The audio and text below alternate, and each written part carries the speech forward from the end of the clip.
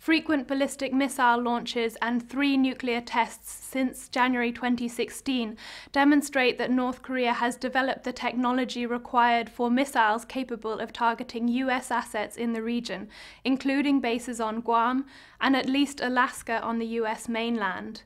Although this is not yet a fully operational capability, it indicates that North Korea's leadership is undeterred from its pursuit of a nuclear-capable intercontinental ballistic missile, which it sees as essential to deterrence of attack by the US or its allies. Although North Korea is unlikely to deliberately cross US red lines, it is now more willing to approach them, increasing the risk of miscalculation.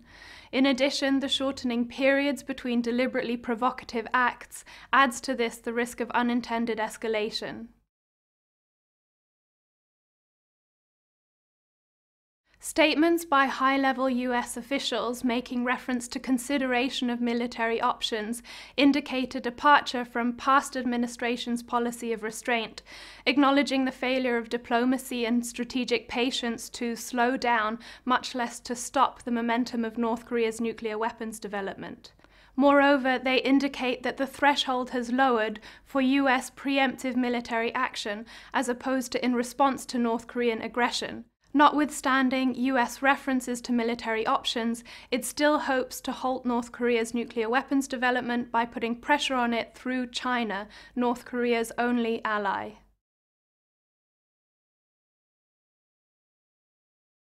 China's relationship with North Korea has substantially deteriorated over the past 5 years since Kim Jong-un came to power.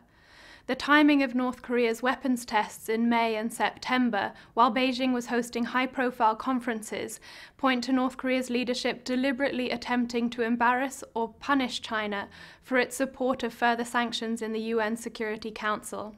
China will probably continue to push for diplomatic talks, arguing for a suspension of North Korean missile and nuclear tests in exchange for a suspension of US-South Korean military exercises. Although China is likely to step up its cooperation on new and existing UN sanctions, it is unlikely to fully implement these, if, in its judgment, doing so would undermine the economic well-being and social stability not only of North Korea but also of the Chinese population near the border, which relies heavily on trade.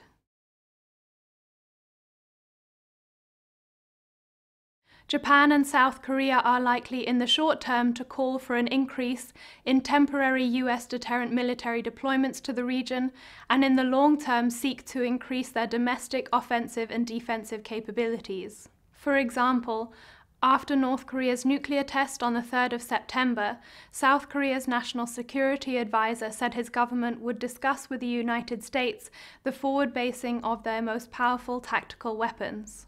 In Japan, Prime Minister Shinzo Abe's administration continues to pursue the so-called normalization of the self-defense forces, which would give them a status and range of capabilities equivalent to other countries' armed forces.